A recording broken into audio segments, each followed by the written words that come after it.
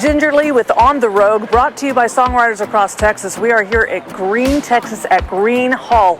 You will never believe the legend that I get to interview for you. We are in Gruene, Texas at the Gruene Hall with the legendary Lyle Lovett. Hi, Lyle. Hey, Ginger. How you doing? I'm doing great. I'm so excited to be here with you. Thank you for talking with me today. Thanks for talking to me. So, let's talk about your new album that came out last year, 12th of June. 12th of June, yep. Yeah, okay. So fun, so eclectic as per usual with your music. You've got jazz, you've got some gospel, you've got your country style in there and your swing. I love your quirkiness, of course, and then your beautiful numbers, 12th of June. Am I right to assume it's about your twins? Oh yeah, well sure. My having children inspired most of the songs on the album. We did some standards. I wanted to record some standards that we had done with the large band for years and had never recorded in the studio. So, I love to showcase the band and to just let folks know how talented the people I work with are. And so that was one of my objectives in putting this record together, was to give the band a chance to play and then to present some of my new songs as well. Well, the opening number is just fantastic. We played that standard, Cooking at the Continental, since 1989 in the band, is one of the instrumentals we'd open shows with, but we'd never recorded it in the studio before, so it was our chance to do it finally. Well, it's so much fun. So 12th of June, let's do the title track here. So how did you write that song? Where did you go? Where were you? What happened to inspire? Well, that was children inspired, of course. Sure, yeah, just thinking about having a family. I was 59 years old when my children were born. My first children were born, and I never really thought about my age or worried about my age before that, and I just started doing the math and started thinking, gosh, I hope I can be around for when they start school. I hope I can be around when they graduate. What might that be like? And the reference to the branch of San Jacinto. The Lovetts moved to San Jacinto County in Texas in 1850, and that's where our family home has always been, on that side of the family. And we have a family cemetery there that's next to a little creek, the tributary to the main creek that the old folks in the family always referred to as the branch. So really, it's a reference to the cemetery. It's where all the Lovetts end up, and so it's just a way to say, that song is really just about, saying, being grateful for my life, and being, just saying how happy I am to have these children, to have a family. Well, you hear the love in that song, and I love how it goes full circle back to your parents and the fathers before and things like that. It's just absolutely. Well, it does make you, having children does make you think about where you came from, and it makes you wonder sort of what might happen after you're gone. So, yeah. Well, I guarantee you are leaving a beautiful legacy here through your music and through your children and your love of life. It's evident. Well, thank you. So, talk to me about your favorite venues to play in Texas. Oh gosh, the tour we're doing right now with my acoustic group, and the acoustic group is a smaller version of the large band. Everyone that's playing in the acoustic group on this tour plays in the large band as well, and we're getting because we're a smaller group, we're able to play places that we can't play with the large band, like Gruene Hall, and like Brenham. I'm playing Brenham, Texas for the first time. We're playing at Festival Hill at Round Top for the first time. Are you? And we're playing up in Waco at the Hippodrome. We played. I'd never played in Abilene until last week, so we're playing a couple of nights in Abilene. We played in Lubbock, and we played in Midland last night, and Amarillo. You're making some Texas fans happy. We're going to go down to McAllen, and we're going to play in Corpus Christi. So it really is fun. We're going to play a couple of nights in Galveston at one of our regular stops there, the Grand Opera House in Galveston, which is a beautiful 1,100 seat hall, Awesome. And so it's fun to play that much here at home, and it's something that I don't usually get to do. We do a few dates in Texas, but we don't get to usually play for almost 3 weeks. Yeah, that's so cool. And you're making some Texas fans happy. They don't have to travel to the big cities. Well, they're making me happy. That's for sure. It's mutual admiration, Okay, so you went to A&M, didn't you? I went to Texas A&M, yes ma'am, class of 1979. Okay. And you were performing around A&M, those areas, as a solo folk artist, right? Well, I did. I started playing out. A high school buddy of mine named Bruce Lyon and I worked up some songs. He had come to that school in Austin, and he was a year ahead of me in school. But we were starting to play music together. We were motorcycle buddies, and we started playing some music together. And his freshman year in Austin, I would come over and go to concerts with him, and we'd go, we'd practice, and we had enough songs worked up that we went around looking for jobs, and we found one at a great restaurant in the Champions area in North Harris County, and called the Mariner. The guy that ran it, a young man named Sammy Nolan, auditioned us and said, "Okay, boys, when you want to start?" And there, just like that. Lift off. And it was really fun. It was the first time I got paid for playing. Yep. And then Bruce went back to school in Austin, and I went back to College Station, and just kind of never stopped. I started calling around, seeing where I could play, and I was fortunate enough to be able to play somewhere just about every week.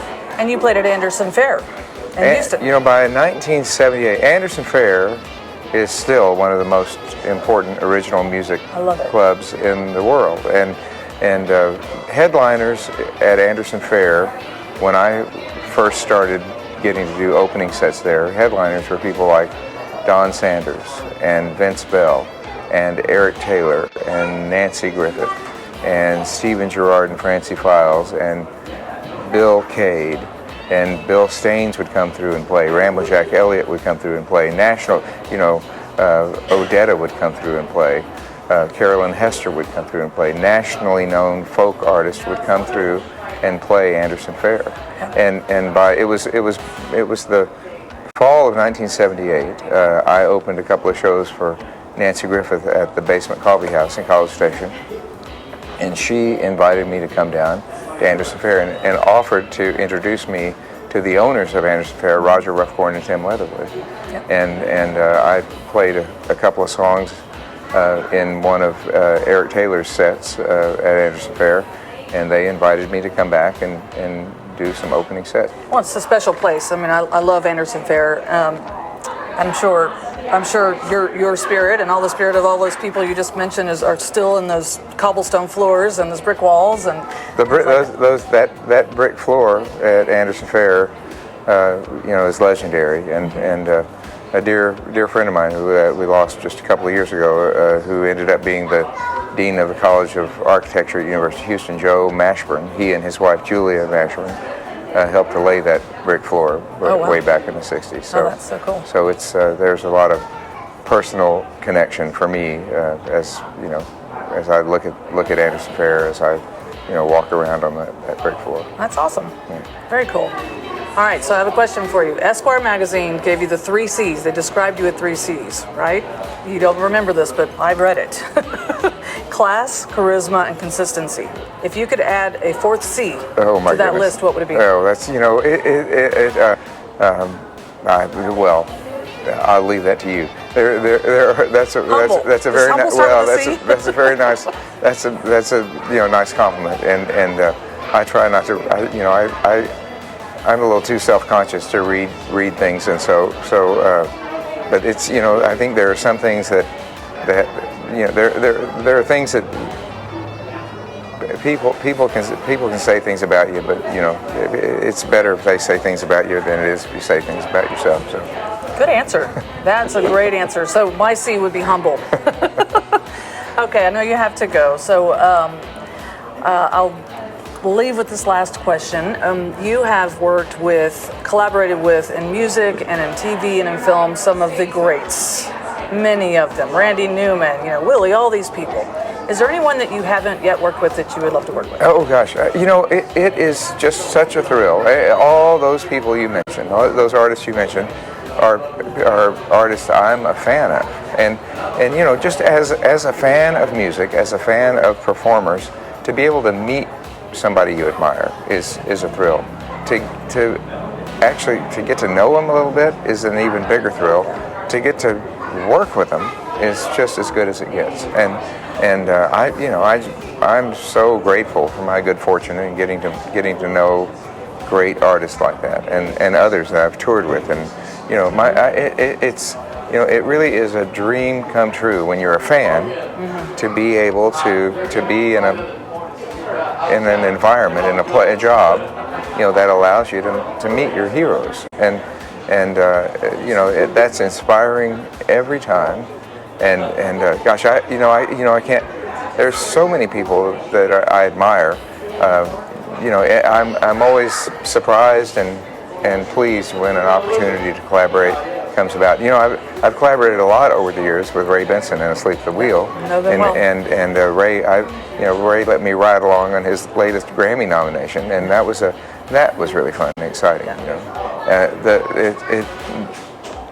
The collaboration itself, but the relationship that develops because of that is what's really great. When you actually get to be friends with somebody you admire, it's a wonderful feeling. Will you be at his birthday thing on March 14th in Austin?